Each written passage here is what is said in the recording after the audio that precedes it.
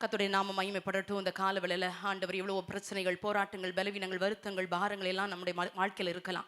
ஆனாலும் அதன் மத்தியிலும் கர்த்தரை ஆராதிக்கும்படி ஆண்டவர் கிருபையாய் நமக்கு ஒரு நல்ல வாய்ப்பை கர்த்தர் தந்திருக்கிறார். எல்லாரும் வேதத்தை திருப்பிக் கொள்ளலாம். யோசுவாவின் புஸ்தகம் 24ஆம் அதிகாரம் 15ஆம் வசனத்தின் கடைசி வரியை மாத்திரம் வாசிக்க போறோம். யோசுவாவின் புஸ்தகம் 24ஆம் அதிகாரம் 15ஆவது வசனத்தின் கடைசி பகுதியை வரியை மாத்திரம் எல்லாரும் சேர்ந்து உற்சாகமா உள்ளத்தின் ஆழத்திலிருந்து சத்தமா வாசிக்கலாமா?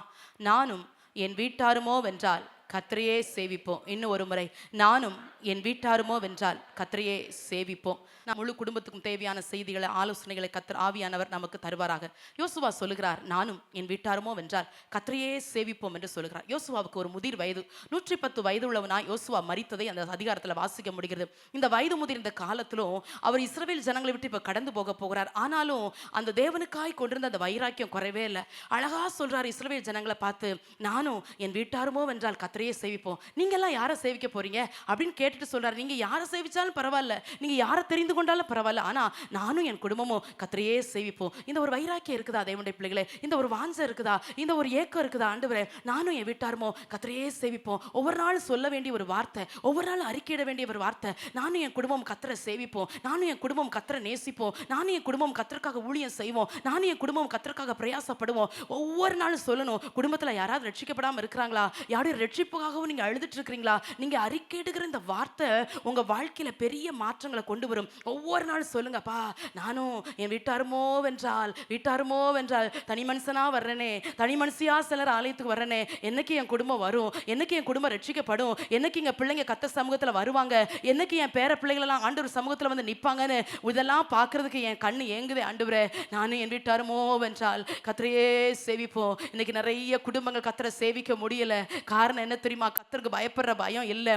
நிறைய குடும்பங்கள் கர்த்தருக்கு பிரியமுள்ள ஒரு வாழ்க்கை வாழ முடியல. நிறைய குடும்பங்களுக்குள்ள கண்ணீர், நிறைய குடும்பத்துல பிரச்சனை, நிறைய குடும்பத்துக்குள்ள தரித்திரம், நிறைய குடும்பங்களுக்குள்ள போராட்ட. காரணம் என்னன்னா, வேற ஒண்ணும் இல்ல, உள்ள இருக்க வேண்டிய ஒருவர் இல்ல, இயேசு இல்ல. அதனால குடும்பம் தாறுமாறா ஓடுது. அவங்க இஷ்டம் போல ஓடுறாங்க. கணவன் ஒரு ட்ராக்ல போனாருன்னா மனைவி ஒரு ட்ராக்ல போறாங்க, அவங்க ஒரு ட்ராக்ல போனாங்கன்னா பிள்ளைங்க ஒரு பாதையில போறாங்க. இஷ்டம் போல ஓடுறதுனால குடும்பங்கள்ல சில ரட்சிப்பை பார்க்க முடியல, குடும்பங்கள்ல பரிசுத்த பார்க்க முடியல, குடும்பங்களில் ஆசீர்வாதத்தை பார்க்க முடியல. ஆனா இன்னைக்கு ஒரு தீர்மானத்துக்குள்ள வரப்போறோம். நானும் என் வீட்டாருமோ கர்த்தரை மட்டும்தான் சேவிப்போம், கர்த்தரையே சேவிப்போம் சொல்லி ஒரு வைராக்கியத்தோடு இந்த வசனத்தை நம்ம தியானிக்க போகிறோம். ஒவ்வொரு நாள் சொல்லுங்க, அப்பா என் வாழ்க்கையில் நீங்கள் இருக்கணும் ஆண்டவரே. ஏசு இல்லாமல் வாழ முடியுமா தேவனுடைய பிள்ளைகளே? தேவனுடைய பிரசன்னம் இல்லாமல் குடும்பத்தை நடத்த முடியாது. குடும்ப வாழ்க்கை ஒன்று அவ்வளோ ஈஸியானதல்ல, குடும்ப வாழ்க்கை ஒன்று லகுவானதல்ல. ஆபிரகாமை போல சாராளை போல வாழ்வீங்கன்னு கல்யாணத்தன்னைக்கு வாழ்த்திருப்பாங்க, ஈசாக்க போல ரெபேக்கால போல வாழ்வீங்கன்னு கல்யாணத்தன்னைக்கு வாழ்த்திருப்பாங்க. ஆனால் வாழ்க்கை முழுசும் வாழ்த்தது அல்ல. வருத்தங்களும் சஞ்சலங்களும் பாடுகளும் நம்முடைய வாழ்க்கையில் நிறைந்தது. ஒவ்வொரு நாளும் தேவனை பிடித்து கொண்டு தேவ சமூகத்தில் காத்திருந்து, அப்பா இயேசுவாகிய நீர் என் வாழ்க்கையில் இருக்கணும்னு சொல்லி கேட்டால் மட்டும்தான் வாழ்க்கை இன்பமாக மாறும். நான் முதலே சொன்னது போல, இயேசு இல்லாத வாழ்க்கை வெறுமையான வாழ்க்கை. இயேசு இல்லாத வாழ்க்கை யாருக்கும் வேண்டாம். இயேசு இல்லாத வாழ்க்கையில் வாழ்ந்தீங்கன்னா இன்னைக்கு தேவனண்ட திரும்பி வந்துங்க. Come back to Jesus. ஆண்டவற்றை திரும்பி வந்துருங்க. மலையாள பாடல்ல ஒரு வரி எனக்கு ரொம்ப பிடிக்கும். அந்த வரி என்னை அதிகமாக யோசிக்க வைக்கும். இயேசுவே அங்கில் அங்கில் என் ஜீவிதம் வெறும் சூன்யமே, இயேசுவே அங்கில் அங்கில் என் ஜீவிதம் வெறும் சூன்யமே. அதாங்க உண்மை. ஆண்டவர் இல்லாத வாழ்க்கை சூனியத்தை போல. சில குடும்பத்தில் சொல்லுவாங்கல்ல, இந்த குடும்பம் நல்லா வாழ்ந்திருந்தது, யாரோ சூனியம் வச்சுட்டாங்க, அதனால இந்த குடும்பம். இயேசு இல்லாத வெறுமையான வாழ்க்கை யாருக்கும் வேண்டாம். நான் செய்திக்குள்ள போகல, போறதுக்கு முந்தைய சொல்லிட்டு போறேன். இயேசு இல்லாம எந்த குடும்பமாவது, எந்த தாயோ, எந்த தகப்பனோ, எந்த பிள்ளைகளோ இயேசு இல்லாமல் நீ தனியாய் உன் மனம் போன போக்கில் நடந்து கொண்டிருப்பாய். ஆனால் இன்றைக்கு நீ மனம் திரும்பு, இயேசுவண்டை திரும்பி வா. இன்னைக்கு ஒரு முழு குடும்பத்துக்கும் தேவையான ஆலோசனைகளை நேரத்துக்கு வந்தார் போல உங்களுக்கு சொல்ல விரும்புகிறேன். முதலாவது வசனத்தை வாசிக்கலாம். 1 சாமுவேல் புஸ்தகம் 1ஆம் அதிகாரம் 3வது வசனத்தை வாசிக்கலாமா? 1 சாமுவேல் புஸ்தகம் 1ஆம் அதிகாரம் 3வது வசனம். அந்த மனுஷன் சீலோவிலே சேனைகளின் கர்த்தரை பணிந்து கொள்ளவும் அவருக்கு பலியிடவும் வருஷந்தோறும் தன் ஊரிலிருந்து போய் வருவான். அங்கே கர்த்தரின் ஆசாரியரான ஏலியின் 2 குமாரராகிய ஓப்னியும் பினேகாசும் இருந்தார்கள். இதில் வாசிக்கிறோம், முதலாவது ஒரு பக்தியுள்ள தகப்பனை குறித்து வாசிக்கிறோம். யார் அந்த தகப்பன்? அவர் பேர் எல்கானா. எல்கானா என்றால் கர்த்தர் பெற்றுக்கொள்கிறார் என்ற அர்த்தம். இந்த எல்கானா என்கிற தேவனுடைய மனுஷன் வருஷந்தோறும் தன் குடும்பத்தை ஆலயத்துக்கு கூட்டிட்டு போறாரு. குடும்பத்தில் கொஞ்சம் சூழ்நிலை அனுகூலமா இல்லை. ஒரு மனைவி வச்சு சமாளிக்கிறதே கஷ்டம், 2 மனைவி வேற. அந்த பெனினால் சும்மாவும் இருக்க மாட்டேங்கிறா. அப்பப்போ வாயை திறந்து எதையாவது கொடுக்கு மாதிரி அண்ணால கொட்டிக்கிட்டே இருக்கிறா. ஆனா இந்த எல்கானா ரொம்ப நம்ம ஒன்றும் குடும்ப பிரச்சனையில தலையிட்டது போல தெரியல. நல்ல ஒரு எல்கானா, பக்தியுள்ள ஒரு தகப்பன் மாதிரி முதல்ல உங்களுக்கு பேசுறேன். நீங்க தான் குடும்பத்தின் தலைன்னு சொல்லி வேதமே சொல்லுது. நல்ல தகப்பனா இருக்கிறீங்களா? உங்க பிள்ளைங்களை நேசிக்கிறீங்களா? உங்க பிள்ளைங்களை நல்வழிப்படுத்துறதுக்காக டைம் எடுக்கிறீங்களா? உங்க பிள்ளைங்களுக்காக ஜெபிக்கிறீங்களா? இங்க ஒரு எல்கானா என்கிற ஒரு மனுஷன் இருந்தான். வருஷந்தோறும் தான் குடும்பத்தை ஆலயத்துக்கு நேரம் நடத்துறதுக்கு தேவாலயத்துக்கு போய் வருவான் என்று சொல்லப்படுகிறது. 21ஆம் வசனம் சொல்லுகிறது, பொருத்தனைகளை நிறைவேற்றும்படி இந்த எல்கானா வருஷந்தோறும் போனாராம். தகப்பன்மாரே, உங்க பிள்ளைங்களுக்காக என்ன பொருத்தனை செஞ்சிருக்கிறீங்க? உங்க குடும்பத்துக்காக என்ன பொருத்தனை செஞ்சிருக்கிறீங்க? பிள்ளைகளை டாக்டர் ஆக்கணும், இன்ஜினியர் ஆக்கணும், IAS ஆக்கணும், அது ஆக்கணும், இதாக்கணும், எவ்வளவோ நீங்க பிரயாசப்படலாம். உங்க பிரயாசம் நல்லது, அதை நானும் பாராட்டுறேன். அது ஒரு நல்ல தகப்பனுக்கு வேணும். ஆனா அதை தாண்டி தேவனுக்கேற்ற காரியங்கள எத்தனை பேர் தீர்மானம் எடுத்து உங்க பிள்ளைங்களுக்காக ஜெபிக்கிறீங்க? என் பிள்ளைங்க பக்தியுள்ள பிள்ளைங்களா இருக்கணும், என் பிள்ளைங்க தேவனண்ட திரும்பணும், என் பிள்ளைங்க தேவனுக்காய் வாழணும்னு எத்தனை தகப்பன்மாரு இவ்வளவு பொருத்தனையா நீங்க ஜெபிக்கிறீங்கன்னு எனக்கு தெரியாது. ஆனா இந்த எல்கானாவை தியானிக்கும் போது கர்த்தர் உங்களை ஒரு எல்கானாவா மாற்றுவாராக. பெரும்பாலும் பெண்கள் பொருத்தனை செஞ்சு ஜெபிப்பாங்க, ஆண்கள் பொருத்தனை செஞ்சு ஜெபிக்கிறது மிக ரேர் தான். ஆனா வேதம் சொல்லுகிறது, எல்கானா வருஷந்தோறும் தன் பொருத்தனை நிறைவேற்றுவதற்காக ஆலயத்துக்கு போவானா. என்ன ஒரு நல்ல தகப்பன் பாருங்க. அன்பு தகப்பன்மாரே, கர்த்தர் உங்களை நம்பி கொடுத்த பிள்ளைகளை அதிகமாய் நேசிக்க நீங்க கடமைப்பட்டிருக்கிறது போல அதிகமாய் பிள்ளைகளுக்காக ஜெபிக்க நீங்க கடமைப்பட்டிருக்கிறீங்க. அநேக நல்ல விஷயங்களை தகப்பனிடத்திலிருந்து பிள்ளைகள் கற்றுக்கொள்ளட்டும். உங்க பிள்ளைகளுக்கு நல்ல ஒரு ஃப்ரெண்டா நீங்க இருக்கணும் நான் விரும்புறேன். நல்ல தகப்பனா நீங்க மாறணும். உலக பிரகாரமா உங்க பிள்ளைகளுடைய தேவைகளை நீங்க புரிந்து கொள்ளலாம். உலக பிரகாரமா உங்க பிள்ளைங்களை ரொம்ப நேசிக்கலாம். ஆனா அதை தாண்டி ஒரு ஸ்பிரிச்சுவல் ரிலேஷன்ஷிப்ல நான் சொல்றேன், நல்ல ஒரு ஆவிக்குரிய ஐக்கியம் உங்க பிள்ளைகளுக்கு உங்களுக்கு உண்டாகட்டும். கவலைன்னா பிள்ளைங்க உங்ககிட்ட வந்து சொல்லணும். நிறைய பேர் வீட்டுல தாய்மா நேசிக்கிற மாதிரி தகப்பன்மா நேசிக்கிறது இல்லை. நிறைய பிள்ளைங்க தகப்பனை விரும்புறதே இல்லை. ஏன்னா தகப்பனுடைய பேச்சு, தகப்பனுடைய நடவடிக்கை, தகப்பனுடைய தாறுமாறான வாழ்க்கை நிறைய பிள்ளைகளை பாதிக்கிறத நான் கேட்டு வருத்தப்பட்ட நாட்கள் உண்டு. அருமையான தகப்பன் மாதிரி நீங்க அப்படி இருக்கக்கூடாது. பக்தியுள்ள தகப்பனா மாறுங்க. ஒரு அனாய்டட் ஃபாதரா இருங்க. அபிஷேகம் பெற்ற தேவ மனசுனா நெல்லுங்க. வேதத்துல நிறைய தகப்பனும் சொல்லப்பட்டிருக்குது. ஆதியாகமம் 18:19 வாசிக்கிறோம், ஆபிரகாம் தன் பிள்ளைகளுக்கு கட்டளையிடுவான் என்பதை நான் அறிந்திருக்கிறேன் என்று சொல்லி ஆபிரகாம் என்கிற தகப்பனை ரொம்ப நம்பி சொல்றாரு. அவன் தன் பிள்ளைகளுக்கு கட்டளையிடுவான். என்ன ஒரு நல்ல தகப்பன் பாருங்க. யோபை குறித்து வாசிக்கிறோம், என் பிள்ளைங்க ஒருவேளை பாவம் செஞ்சிருப்பாங்களோன்னு சொல்லி யோபு அதிகாலையில அவன் தேவ சமூகத்துல பலி செலுத்தினான் என்று சொல்லப்பட்டிருக்குது. எத்தனை பேர் அப்படி பிள்ளைகளுக்காக ஜெபிக்கிறீங்க? எத்தனை பேர் பிள்ளைகளுடைய பரிசுத்த வாழ்க்கையாக கிரையை செலுத்துறீங்க? பிள்ளைகளுடைய உலக பிரகாரமான வாழ்க்கையில கவனம் செலுத்தின அநேக தகப்பன்மாரு உங்க பிள்ளைகளுடைய ஆவிக்குரிய வாழ்க்கையில கவனம் செலுத்துறது இல்ல. அது ஞானஸ்நானம் எடுக்கல, அது அபிஷேகம் பெறல, அதுக்கு ஜெப வாழ்க்கை இல்ல, அதுக்கு வேத வாசிப்பு இல்ல. இதெல்லாம் நினைச்சு எந்த தகப்பனும் கவலைப்படுறது இல்ல. அருமையான தகப்பன்மாரே, கர்த்தர் உங்களை நம்பி பிள்ளைகளை கொடுத்திருக்கிறார். அது ஒன்னோ ரெண்டோ எத்தனை பிள்ளைகளோ, கர்த்தர் உங்களை நல்ல நம்பி கொடுத்த தகப்பன். நல்ல தகப்பனா மாறிடுறீங்களா? ஒரு நல்ல எல்கானாவா மாறிடுறீங்களா? உங்க பிள்ளைங்களை ரொம்ப நேசிங்க. உங்க பிள்ளைங்க இடத்துல அன்பு பாராட்டுங்க. நான் முதலே சொன்னது போல ஒரு ஃப்ரெண்டாவே உங்க பிள்ளைகளுக்கு மாறுங்க. ஒவ்வொரு நாளும் உங்க பிள்ளைகளிடத்துல நேரம் செலவிடுங்க. நீங்க வேலைக்கு போறீங்க, எல்லாம் செய்றீங்க. எத்தனை பேர் உங்க பிள்ளைங்கிட்ட உட்கார்ந்து பேசுறீங்க? எத்தனை பேர் உங்க பிள்ளைங்கிட்ட உட்கார்ந்து டைம் ஸ்பெண்ட் பண்றீங்க? எத்தனை பேர் உங்க பிள்ளைகளோடு மாசத்துல ஒரு நாளாவது அப்படி வெளியே அவுட்டிங் போறீங்க? அதெல்லாம் இல்ல. இதெல்லாம் ஒரு அன்பின் அடையாளம். அன்பின் அடையாளம். பிள்ளைகளை அணைத்துக் கொள்ள வேண்டிய இடத்துல அணைத்துக் கொள்வதும், பிள்ளைகளை முத்தமிட வேண்டிய இடத்துல முத்தமிடுவதும், பிள்ளைகளை பாராட்ட வேண்டிய இடத்துல பாராட்டுவதும் ஒரு அன்பு தகப்பனுக்கு இருக்கிற கட்டளை. இவ்வளவு நாளும் உங்க ஏதோ ஒரு வார்த்தையால உங்க பிள்ளைங்களை வேதனைப்படுத்தி இருந்தீங்கன்னா, உங்கள் பிள்ளைகளுக்கு மட்டும் நீங்க தகப்பன் அல்ல, உங்கள் வீட்டுக்கு வந்த மருமகளுக்கும் கூட நீங்கள் தகப்பன் என்பதை மறந்து போகாதீர்கள். ஒவ்வொரு நாளும் உங்க பிள்ளைங்களை நேசிங்க. தகப்பனே, எவ்வளவு நாள் கர்த்தர் உங்களுக்கு இந்த உலக வாழ்க்கையில ஜீவனை தருவார் என்று எனக்கு தெரியாது, ஆனால் நல்ல தகப்பனாய் மாறிவிடுங்கள். வேதத்தில் அநேக தகப்பன் இருந்தாலும் நான் எல்கானாவை சொல்லிட்டு கடந்து போகிறேன். நல்ல ஒரு எல்கானா வருஷந்தோறும் கூட்டிட்டு போறார் ஆலயத்துக்கு. நல்ல ஒரு செல்வந்தமான குடும்பம் போல தெரிகிறது. ரெட்டிப்பான பங்கு கொடுக்கும்படி ஆசீர்வதிக்கப்பட்ட குடும்பம் போல தெரிகிறது.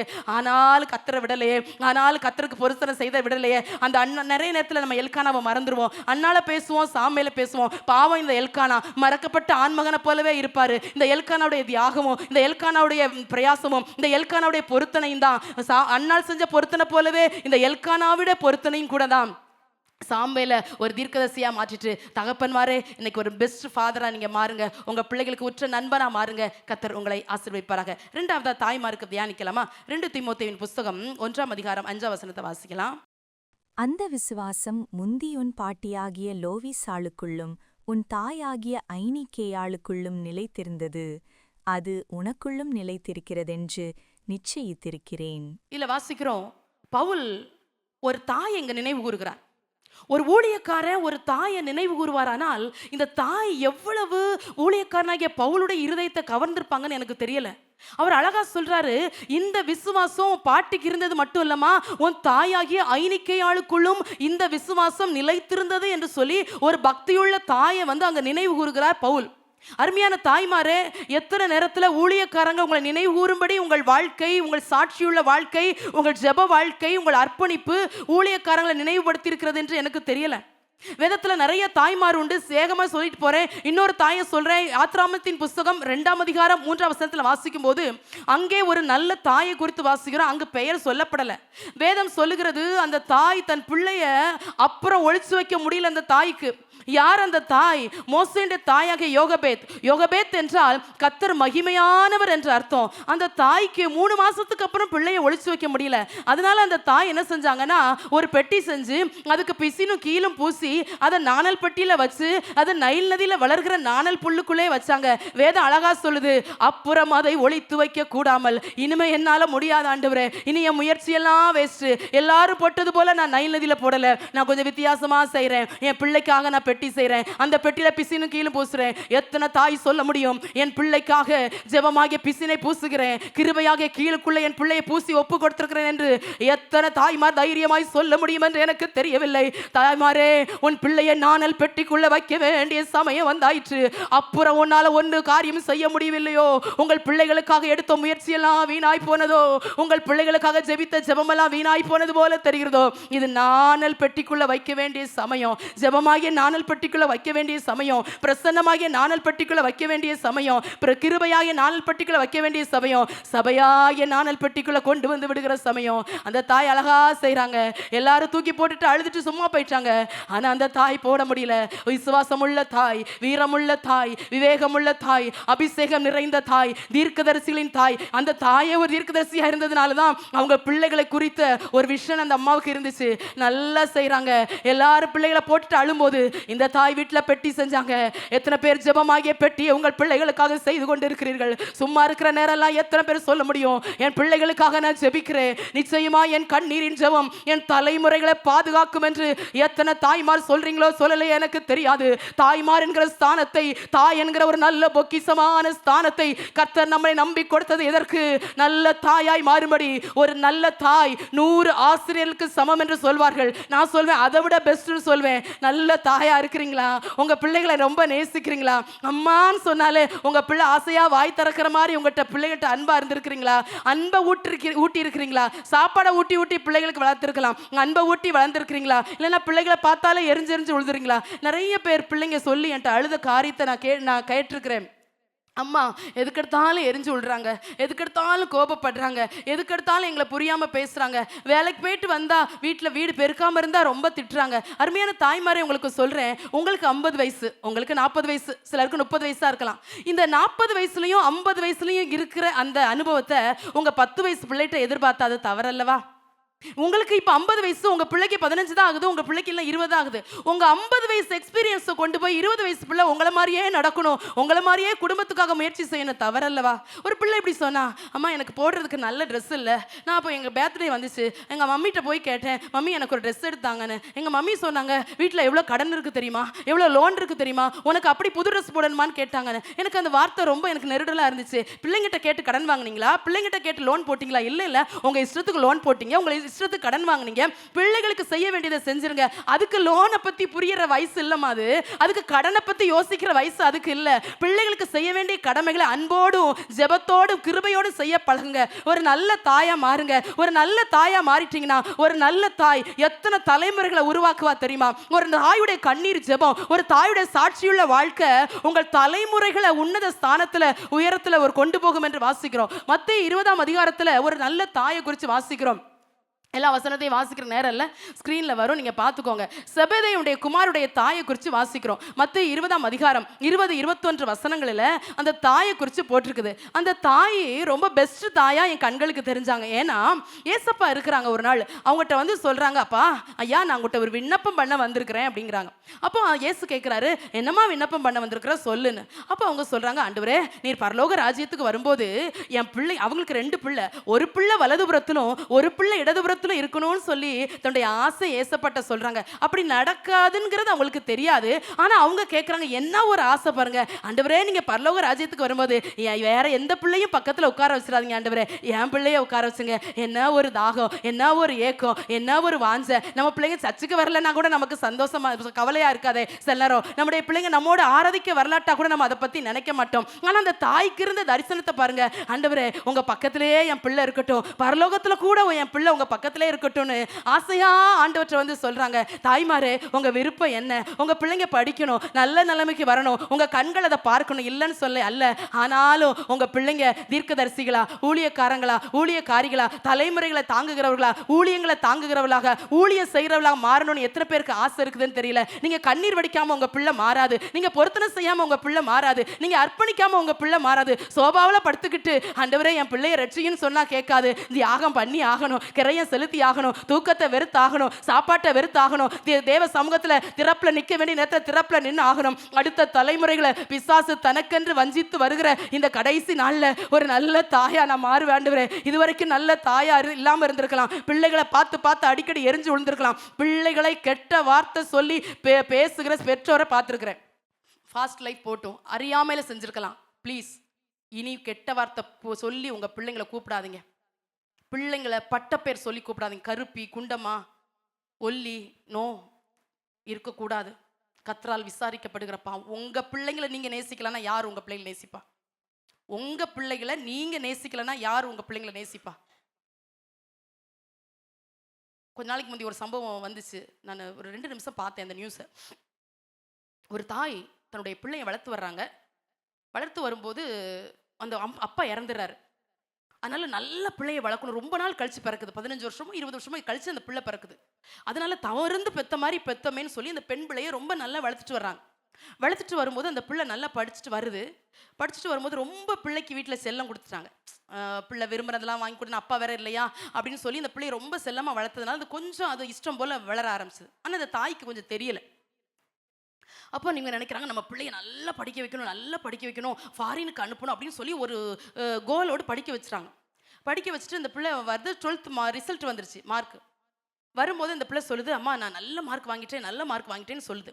உடனே தாய் இதை உண்மை நம்பி எல்லாத்தையும் சொல்கிறாங்க, என் பிள்ளை ரொம்ப நல்ல மார்க் வாங்கிட்டா, அவளுக்கு எங்கேனாலும் சீட் கிடைக்கும், அவ்வளோ நல்ல மார்க் வாங்கியிருக்கிறா அப்படின்னு சொல்லி அவங்க சந்தோஷப்படுறாங்க. ஆனால் அந்த பிள்ளை என்ன செய்யணும்னு தெரியாமல் அந்த பிள்ளை 4 பாடத்தில் ஃபெயில் ஆகிருந்திருக்கு. அதை தாய்கிட்ட சொல்லலை. அப்புறம் 2 நாள் கழிச்சு சொல்லுது, அம்மா நான் ஒரு பாடத்தில் ஃபெயில் ஆகிட்டேன் அப்படின்னு. அப்புறம் ஃப்ரெண்ட்ஸ்கிட்ட ஃபோன் பண்ணி கேட்கும்போது தெரியுது பிள்ளை 4 பாடத்தில் ஃபெயிலுன்னு. இந்த தாய்க்கு அதை ஏற்றுக்கிடவே முடியல. ஆசாசையாக வளர்த்துமே, பிள்ளைய அன்பாக வளர்த்துமே, நேசித்து வளர்த்துமே, நல்லா படிச்சுட்டான்னு எல்லாத்தையும் சொல்லி சந்தோஷப்பட்டமே, பிள்ளைய நினச்சி பெருமைப்பட்டமே நினச்சி காய் வெட்டுற கத்தியை கிச்சனில் போய் எடுத்துகிட்டு வந்து சந்து சந்தா வெட்டி போட்டுட்டா. ஆந்திராவில் நடந்த சம்பவம். எனக்கு இதை வாசித்துட்டு இதை கேட்டுட்டு ரொம்ப எனக்கு அந்த பிள்ளை துடிக்குது. அம்மா இப்படி செய்வாங்கன்னு நினைக்கல. அதை ஏன்னா ரொம்ப அம்மா நேசிச்சாங்க, ரொம்ப அன்பாக இருந்தாங்க, ரொம்ப கேர் எடுத்து கவனிச்சாங்க. இந்த அம்மா சும்மா தான் கிச்சனுக்கு போகிறாங்க, ஏதோ செய்வாங்கன்னு நினச்சிது. ஆனால் அந்த தாய் தன் பிள்ளையை கொன்னையே போட்டுட்டா. சின்ன கோபம் பெரிய விளைவுகளை உண்டாக்கும். சென்னைக்கு ஒரு ஊழியத்துக்கு போயிட்டு ஒரு 6 மாதம் இருக்கலாம். ஊழியத்துக்கு போயிட்டு நானும் பாஸ்டரும் பஸ் ஏறுறதுக்காக நின்றுட்டு இருந்தோம். நின்றுட்டு இருக்கும்போது கொஞ்சம் பஸ் வர கொஞ்சம் லேட் ஆயிடுச்சு. நான் சுற்றி முற்றி இப்படி பார்த்துட்டே இருந்தேன். அங்கே நிறைய இடத்துல கண் பார்க்குற இடத்துலலாம் செயற்கை கருத்தரிப்பு மையம் என்று எழுதி வைத்திருந்தது. அதை பார்க்கும்போது என் உள்ளத்தில் ஒரு நெருடலாக இருந்துச்சு. ஆண்டவரே, பார்க்குற இடம்லாம் செயற்கை கருத்தரிப்பு மையம். குழந்தை இல்லாத தம்பதிகள் பெருகி கொண்டிருக்கிறார்களே, நம்பி பிள்ளைகளை தந்தாரே, எத்தனை பேர் நன்றியாக இருக்கிறீங்க? மூத்த பிள்ளைக்கு நன்றி சொன்னவங்க எத்தனை பேர்? ஏழை பிள்ளைக்கு பிள்ளைகள் மட்டும் நமக்கு பிறக்காமல் இருந்தால் நாமும் மலடியா அல்லவா இருந்திருந்திருப்போம். கத்த நம்பி தந்தாரே. தாய்மாரே, அன்பு தாய்மாரே, அன்பு தாய்மாரே, ஜெபிச்சிருங்க, பிள்ளைகளுக்காக திறப்பில் நின்றுங்க. கத்தர் உங்களை ஆசீர்வதிப்பாராக. அடுத்ததாக வாசிக்கிறோம் லூக்கா எழுதின சுவிசேஷம் 1ஆம் அதிகாரம் 6ஆம் வசனத்தை வாசிக்கும் போது, அவர்கள் இருவரும் கர்த்தரிட்ட சகல கற்பனைகளின்படியேயும் நியமங்களின்படியேயும் குற்றமற்றவர்களாய் நடந்து தேவனுக்கு முன்பாக நீதியுள்ளவர்களாயிருந்தார்கள். இதுல வாசிக்கிறோம், குடும்பம் முழுசையும் கவர் பண்ணுவேன், பக்தியுள்ள தகப்பனை பேசிட்டேன், பக்தியுள்ள தாயை பேசிட்டேன், இங்க ஒரு பக்தியுள்ள தம்பதிகளை பேசுறேன். சகரியாவும் எலிசபெத்தும் குற்றமற்ற வயது சென்றாச்சு, பிள்ளை இல்லை, ஆனா குற்றமற்றவங்களா இருந்தாங்களாம். தேவன் இட்ட சகல கற்பனைகளின்படியும் நியமங்களின்படியும் நடந்தாங்களாம். ஒரு பிசுறு இல்லை வாழ்க்கையில. கல்யாணம் ஆகி ரொம்ப வருஷம் ஆயிடுச்சு. எங்க ஒரு பிள்ளை இருந்தா தானே ஒரு குடும்பத்துல சந்தோஷம். பிள்ளையும் இல்லை. பிள்ளை இல்லைன்னு சொல்லி நீ வேதமே சொல்லுது எலிசபெத் பெரும்பாலும் நெகட்டிவா வேதம் அதிகமா மார்க் பண்ணாது, ஆனா மார்க் பண்ணி காமிக்குது எலிசபெத் மலடின்னு. ஆனா சகரியா சொல்லல நீ மலடின்னு. அவங்களுக்கு இருந்த அந்த குறை பெருசா தெரியல. ஏன்னா கத்தரிட்ட சகல கற்பனையில் முடியும் நேர நடந்துறாங்க. கணவன் மாறே மனைவி மாறே, இங்க 2 பேரும் அப்படி தேவனை நேசிக்கிறீங்களா? இந்த கல்யாணத்தைக்கு ஒரு உடன்படிக்கை பண்ண சொல்லுவாங்க, வாழ்விலும் தாழ்விலும் சுகத்திலும் துக்கத்திலும். எனக்கு அதை விட ஒரு உடன்படிக்கை செய்யணும்னு ஆசைப்படுவேன்.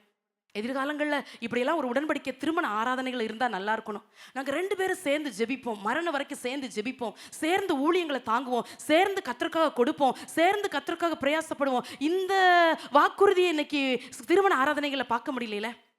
வாழ்ந்தா உனக்காக வாழ்வேன், தாழ்விலும் வாழ்வேன். அதை விட இந்த வாக்குறுதியை நான் மேன்மையாக நினைக்கிறேன்.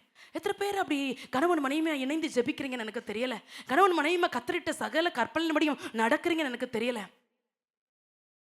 உலக பிரகாரமா இருக்கிற தம்பதிகளை விட ஆவிக்குரிய தம்பதிகள் இன்னைக்கு சாட்சியற்று ஜீவிக்கிறாங்க தெரியுமா? ஒரு நாள் ஒரு குறிப்பிட்ட ஒரு ஊருக்கு போயிட்டு நான் காரில் வந்துட்டு இருந்தேன். அந்த இடம் ரொம்ப டிராஃபிக்காக இருந்ததுனால எங்கள் பக்கத்தில் ஒரு கணவன் மனைவி நடந்து போகிறத பார்த்தேன். அவங்க தோற்றம், அவங்களுடைய எல்லா காரியமே அவங்க ஒரு விக்கிரக கோயிலுக்கு போயிட்டு வர்றாங்கங்கிறத காட்டுது. அவளை கழுத்தில் நிறைய மாலை போட்டிருக்கிறாங்க, அவங்க அந்த கோயிலுக்குள்ள யூனிஃபார்ம் போட்டிருக்கிறாங்க. தலையில் என்ன கூட வச்ச மாதிரி தெரியல. கிட்டத்தட்ட ஒரு 60 வயசு இருக்கும். ஒரு அழுக்கான ஒரு தோள் பைய தோளில் போட்டிருக்கிறாங்க. நல்ல வெயில் நேரம் அது. இந்த கணவன் ஒரு கொடையை பிடிச்சு மனைவிக்கு, அவர் கொடை பிடிக்கல, மனைவிக்கு கொடை பிடிச்சு மனைவி நிழல்ல கூட்டிட்டு வந்து மனைவி தோள் மேல கை போட்டு அன்பா கூட்டிட்டு வர்றதை பார்த்து நான் ஆச்சரியப்பட்டேன். ஆண்டவரே, யார் இவங்களுக்கு சொல்லி கொடுத்ததுப்பா? யாரு கணவன் மனைவி அன்பா இருக்குன்னு சொல்லி கொடுத்தது? கல்லை மண்ணை ஆராதிக்கிறவனுக்கு இருக்கிற அன்பு விசுவாசி வீட்டுல இல்லையே. கல்ல எத்தனை பேர் சண்டை போட்டு வந்தீங்களோ எனக்கு தெரியாது. எத்தனை பேர் கணவனை மனைவியை முழுமையா நேசிக்க முடியாம இருக்கிறீங்களோ எனக்கு தெரியாது. தேவனுடைய பிள்ளைகளே, வாழ்க்கை என்பது ஒரு முறை, குடும்பம் என்பது ஒரு முறை. திரும்ப நினைச்சாலும் இந்த குடும்ப வாழ்க்கை, இந்த திருமண உறவு நம்மளுக்கு திரும்பி வரப்போறதே இல்லை. திரும்பி வரப்போறது இல்லை. நேசிக்கிறீங்களா? மனைவியை நேசிக்கிறீங்களா? கணவனை நேசிக்கிறீங்களா? நேசிக்க முடியாம அவற்றை சில குறைகள் இருக்கத்தான் செய்யுது. நேசிக்க முடியாம அவட்டையும் சில குறைகள் இருக்கத்தான் செய்யுது. ஒரு மனைவி 10,000 ரூபாய்க்கு பட்டுச்சேலை விரும்புறதில்ல, 10 முளை பூவை விரும்புறதில்ல. அவ எதிர்பார்க்கறது ஒரு அன்பு. சாப்பிட்டியாமா? நல்லா இருக்கிறியாமா? நல்லா இருக்கணுமா? சுகம் இல்லாம இருக்கிறியாமா? ஹாஸ்பிட்டலுக்கு வரியாமா? ஒரு அன்பான வார்த்தை. ப்ளீஸ் திரும்பிருங்க, மனம் திரும்பிருங்க. அன்பெல்லாம் விதைக்க வேண்டிய நேரத்தில் விதைக்கலனா திரும்பி நினைச்சாலும் விதைக்க முடியாது. தெரியுமா உங்களுக்கு? அன்பு என்பது ஒரு விதை. இன்னைக்கு நீங்க விதைக்கிற ஒவ்வொரு விதையும் விருட்சங்களும் அது பலன் தரும். உங்க மனைவியை நேசிச்சிங்கன்னா, வேதம் சொல்லுது, மனைவியை கண்டடைக்கிறவன் நன்மையானதை கண்டடைக்கிறான் என்று. மனைவியை நேசிக்காத சில கணவனை பார்த்து நேசிக்காம இருக்கிறதுன்னு சொல்றதை விட மனைவியை அவமானப்படுத்துகிற, மனைவியை ஒரு நாயை போல நடத்துகிற சில கணவனை பார்த்து நான் ஆச்சரியப்பட்டதுண்டு. வேதம் சொல்லுகிறது, ஆபிரகாம் சாராள் இறந்த பிற்பாடு புலம்பி அழுதான் என்று சொல்லப்படுகிறது. ரொம்ப எனக்கு ஆச்சரியமா இருக்கும். 127 வயசு நினைக்கிறேன் சாராள் இறக்கும் போது. அவங்களுக்கு இருந்த அந்த பாண்டிங் ஆஃப் லவ், அந்த அன்பு ரொம்ப ஆபிரகாம் நிலைகுலைய வச்சுச்சு. சாராளுக்காக அழ முடிஞ்சிச்சு. ஆனாலும் ஆதியாகமம் 25 நினைக்கிறேன், கேத்துராள்னு ஒருத்தரை கல்யாணம் பண்ணிட்டாரு. அது அல்ல அன்பு தேவனுடைய பிள்ளைகளே, அது அல்ல. உண்மையா நேசிக்கிறீங்களா? உண்மையா நேசிக்கிறீங்களா? மனைவியுடைய பர்த்டே வரும்போது அவளுக்கு தெரியாம ஒரு 5 ஸ்டார் சாக்லேட்டை கிஃப்ட் பண்ணவங்க எத்தனை பேர்? கணவனுடைய பர்த்டே வரும்போது ஒரு சின்ன அன்பளிப்பை கொடுத்து சந்தோஷப்படுத்துறவங்க எத்தனை பேர்? ஒரு சின்ன சம்பவத்தை ஒரு குடும்ப முகாமில் ஒரு பாஸ்டர் சொல்ல கேட்டேன். ஏன் இந்த கதையை சொல்றேன்னா, அன்பா இருக்கணுங்கிறதுக்காக.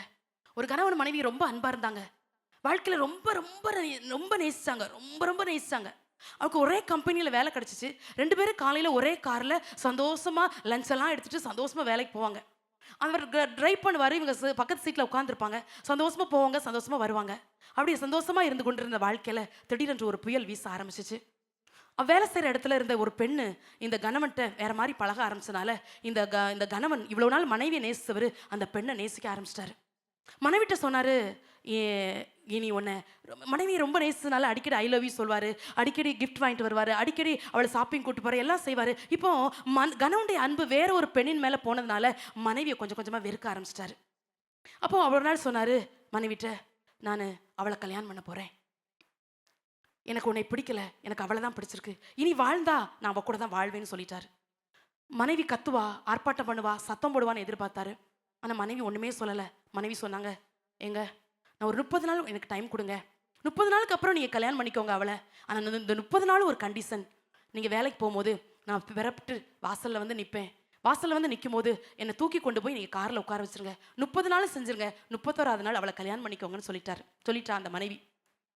அந்த கணவன் நினைச்சாரு, பரவாயில்லையே, நம்ம ஏதோ சண்டை போடுவான்னு நினைச்சோம், ஒரு சின்ன காரியத்தை தான் நமக்கு சொல்லியிருக்கிறா, இது என்ன நம்ம கஷ்டம், வேகமா இந்த 30 நாளை ஓட்டிடணும்னு சொல்லி இஷ்டமே இல்லை. மனைவியை பார்க்கறதுக்கு இஷ்டம் இல்லை, மனைவியை தூக்குறதுக்கு இஷ்டம் இல்லை, இன்னொருத்தி கூட வாழணுங்கிறதுக்காக மனைவியை பிறப்பிட்டு கரெக்டாக வாசலில் வந்து நிற்பா. மனைவியை தூக்கி கொண்டு காரில் கொண்டு உட்கார வைப்பாரு. நான் 5 நாள் ஆச்சு, 10 நாள் ஆச்சு, 15 நாள் ஆச்சு. அவள் தூக்கி கொண்டு போகும்போது இந்த மனைவி தன்னை கணவனுடைய தோள் மீது சாய்ந்து கொள்வாள். இவருக்கு மனசாட்சி குத்த ஆரம்பிச்சது. அன்பா என்னை நேசித்த மனைவி அல்லவா, எனக்காகவே வாழ்ந்த மனைவி அல்லவா, என் வாழ்க்கையில தென்றலை போல வந்த மனைவி அல்லவா, எனக்காக தியாகம் பண்ண மனைவி அல்லவா என்று சொல்லி இப்படி மனசாட்சி குத்த ஆரம்பிச்சது. கொஞ்சம் கொஞ்சமா இவர் உள்ளுக்குள்ள மனைவிட்ட சொல்லாட்டாலும் உள்ளுக்குள்ள கொஞ்சம் கொஞ்சமா மாற ஆரம்பிச்சாரு. சே, வாழ்ந்தா இவ கூட வாழ்ந்துடணும், தெரியாம போய் இப்படி இன்னொருத்தியை போய் பார்த்துட்டோமே, இன்னொருத்தியை போய் கல்யாணம் பண்ணணும்னு சொல்லி மனைவிட்ட வாக்கு கொடுத்துட்டோமேன்னு சொல்லி நினைச்சிட்டாரு. நாள் மனைவியை தூக்கி கார்ல வைக்கும் போது இருந்த வெயிட் 30வது நாள் அந்த மனைவி இல்லை. 30 நாள் ஈஸியாக தூக்கி கொண்டு போய் காரில் உட்காரச்சிட்டாரு. ஏன்னா அவள் ரொம்ப வெயிட் லாஸ் ஆகியிருந்தா. எப்போ இந்த கணவன் நினைச்சாரு, நான் அவளை விட்டு பிரிய போறேங்கிறதுனால அவள் சாப்பிடாம இருந்திருப்பா போல, ரொம்ப மெலிஞ்சிட்டா போல நினைச்சாரு.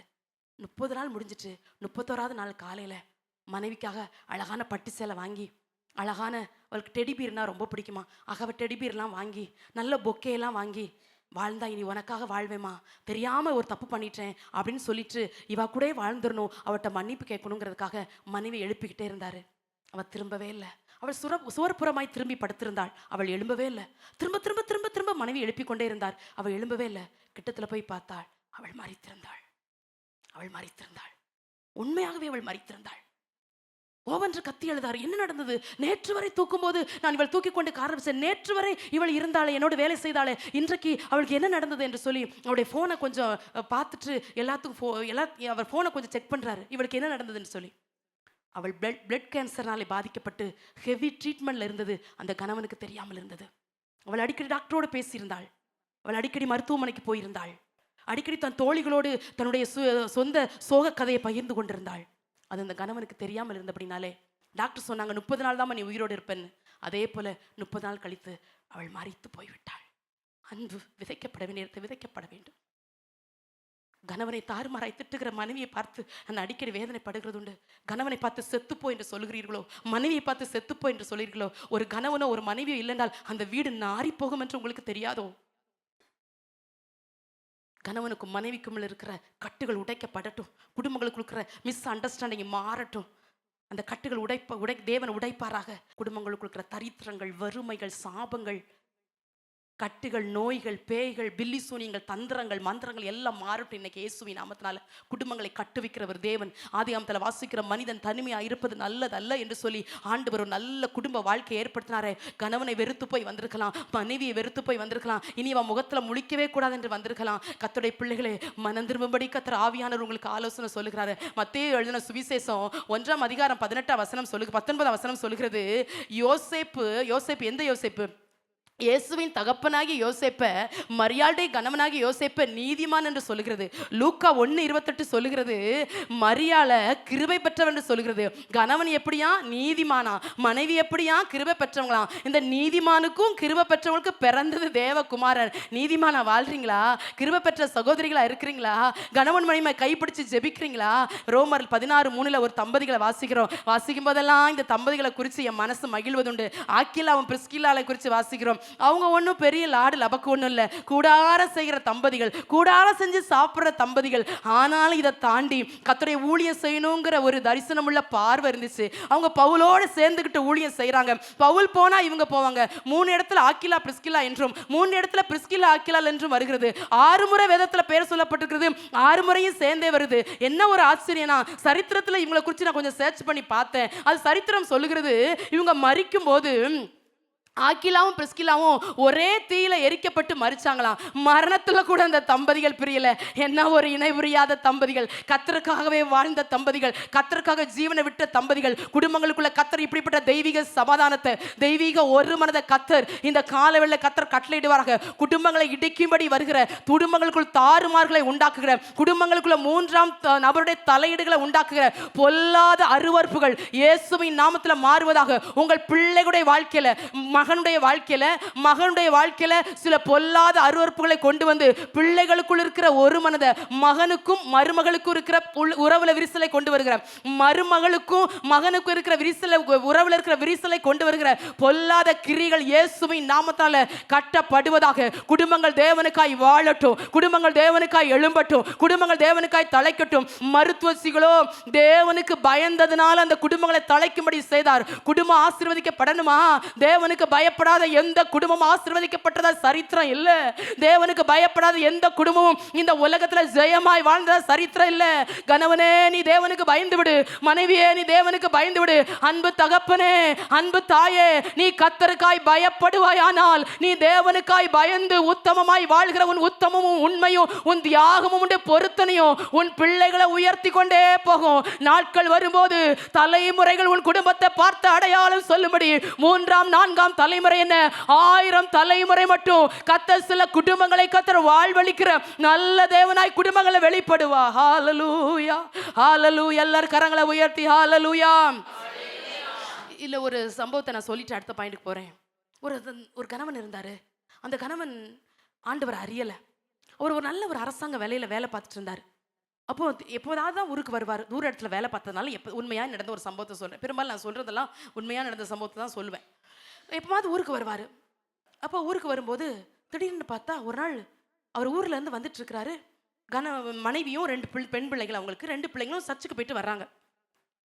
இதை பார்த்த உடனே அவனுக்கு ரொம்ப கோவம் வந்துச்சு. நான் ஒரு நல்ல அரசாங்க பதவியில் இருக்கிறேன், நீங்கள் இப்படி சர்ச்சுக்கு போயிட்டு வரீங்களே அப்படின்னு சொல்லி எவ்வளவோ சொல்லி பார்த்தாரு. இயேசுவை விட்டுருங்க, இயேசுவை மறுதளிச்சிருங்க அப்படின்னு சொல்லி பார்த்தாரு. இந்த மனைவியும் அந்த பிள்ளைங்களும் கேட்கல அப்படின்ன உடனே 16 நாளா வீட்டை பூட்டிட்டு எங்கேயோ போயிட்டாரு. இப்போ வீட்டுக்குள்ள அந்த மனைவியும் அந்த 2 பிள்ளைங்களும் அடைபட்டு இருக்கிறாங்க. அவனுக்கு சாப்பாடு எதுவும் கொடுக்கப்படல, பட்டினியா வீட்டுக்குள்ள இருக்கிறாங்க. 16 நாள் கழிச்சு வீட்டுக்கு வர்றாரு. அவர் கதவை திறந்துச்சு வரும்போது சூடான சிக்கன் பிரியாணியை வாங்கிட்டு வர்றாரு. கேட்குறாரு, கையில் பிரியாணியை வச்சுட்டு கேட்குறாரு, நீங்கள் இயேசுவை மறுதளிக்கிறீங்களா இல்லைன்னா இந்த பிரியாணி வேணுமா?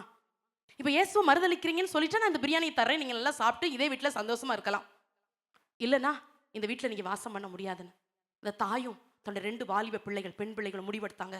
இல்லை, இந்த சிக்கன் பிரியாணிக்காக நாங்கள் இயேசுவை மறுதளிக்க முடியாது, வாழ்ந்தா இனி இயேசுக்காக வாழ்வோன்னு சொன்னாங்க. அடித்து வீட்டை விட்டு மனைவியும் 2 பிள்ளைகளை இறக்கி விட்டுட்டாரு. எங்கே போகிறோன்னு தெரியல இந்த தாய்க்கு. வாலிய பிள்ளைகள் 2 பிள்ளைங்க எங்கே போகிறோன்னு தெரியாமல் பஸ் ஸ்டாண்டுக்கு போனாங்க. ஒரு பஸ் வந்துச்சு, எந்த ஊருனே பார்க்கல, ஏறினாங்க. ஏதோ ஒரு இடத்துல இறங்குனாங்க. எங்கே இறங்கியிருக்கிறோம், எந்த ஊரில் இறங்கியிருக்கிறோம், எங்கே போகிறோம் எதுவுமே தெரியாது. வாழ்க்கையே கேள்விக்குறி, எதிர்காலமே இருண்டு போன ஒரு நிலைமை. அப்படி இருக்கும்போது ஒரு நடந்து போயிட்டே இருக்கிறாங்க. ஒரு சர்ச்சு வருது.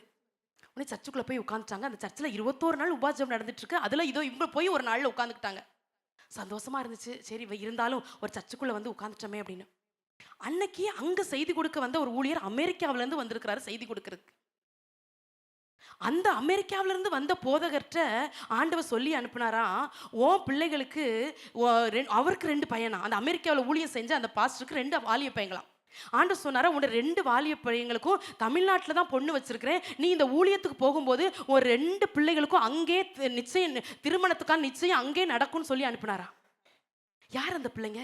இந்த தாய் 2 வாலிய பிள்ளைகளை கூட்டிகிட்டு போனாங்களே, தெளிவாக ஆண்டவர் வழிநடத்தினாரா. அந்த தாயும் தெளிவாக வழிநடத்திருக்கிறாரு, அந்த பாஸ்டரையும் தெளிவாக வழிநடத்திருக்காங்க. அந்த 21 நாள் உபாசம் முடிச்சு அதே ஆலயத்தில் அந்த பாஸ்டர் 2 பிள்ளைகளுக்கும் ஆண்டவர் இந்த 2 பிள்ளைகளை திருமணத்தில் இணைக்க முடியும், நிச்சயதாரத்தில் இணைக்கப்பட்டார்கள். இன்றைக்கு குடும்பமாய் அமெரிக்கா பறந்து சென்று கர்த்தருடைய ஊழியத்தை செய்திருக்கிறார்கள். பக்தி உள்ள ஒரு தாய் இருந்தால் போதும், பக்தி உள்ள பிள்ளைகளை கொண்டு கர்த்தர் குடும்பங்களை தலைக்க செய்கிற நல்ல தேவனாக இருக்கிறார். ஒரு சின்ன பிரயாசம், ஒரு சின்ன அர்ப்பணிப்பு, ஒரு சின்ன தியாகம், ஒரு சின்ன தேவனுக்காக பண்ணுகிற ஒரு சின்ன பொருத்தனை பெரிய காரியத்தை நம்ம வாழ்க்கையில செய்யும். அடுத்ததா தகப்பனை பேசிட்டேன், தாயை பேசிட்டேன், தம்பதிகளை பேசிட்டேன். இப்போ பிள்ளைகளுக்கு 1 சாமுவேல் புஸ்தகம் 2ஆம் அதிகாரம் 26ஆம் வசனத்துல வாசிக்கிறோம். சாமுவேல் என்கிற பிள்ளையாண்டான குறித்து வாசிக்கிறோம்.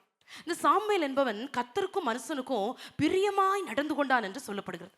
அம்மா அப்பாட்ட வளராத பிள்ளை ஆண்டவருக்கும் மனுஷருக்கும் எப்படி பிரியமா வளரணும்னு தெரிஞ்சிச்சான். ஆச்சரியமா இருக்குல்ல? பிள்ளைங்க நம்ம கூட வாழுது, எத்து பேசு, கெட்ட வார்த்தை பேசு, சினிமா பாட்டு படிக்குது, அப்படிதான் பிள்ளைங்க வளருது இந்த கலியுகத்துல. ஆனா அம்மா பாட்ட வளராத ஒரு சாமுவேல் என்ன பிள்ளையாண்டா அழகா சொல்லுது, பெரியவனாக வளர்ந்து கர்த்தருக்கும் மனுஷருக்கும் பிரியமா நடந்து கொண்டானா. 2 கஷ்டம். ஒண்ணு மனுஷருக்கு பிரியமா நடக்கலாம், இல்ல கர்த்தருக்கு பிரியமா நடக்கலாம். 2க்கும் பிரியமா நடக்கிறது எவ்வளவு கஷ்டம். 3ஆம் அதிகாரம் 1ஆம் வசனம் சொல்லுகிறது, சாமுவேல் என்னும் பிள்ளையாண்டானோ கர்த்தருக்கு முன்பாக பணிவிட செஞ்சுட்டு இருந்தான். என்ன ஒரு தாழ்மை பாருங்க. அம்மாவும் அப்பாவும் பக்கத்துல இருந்து வளர்க்கல. நல்ல அம்மா அப்பா தான், நல்ல அம்மா அப்பா தான். அம்மாவும் நல்லவங்க, அப்பாவும் நல்லவங்க தான், நேசிச்சிருப்பாங்க சாமுவேல. ஆனா கூட இல்ல. ஆனா அந்த பிள்ளை கர்த்தருக்கு பிரியமாவே வளருது வாழ்க்கையெல்லாம்.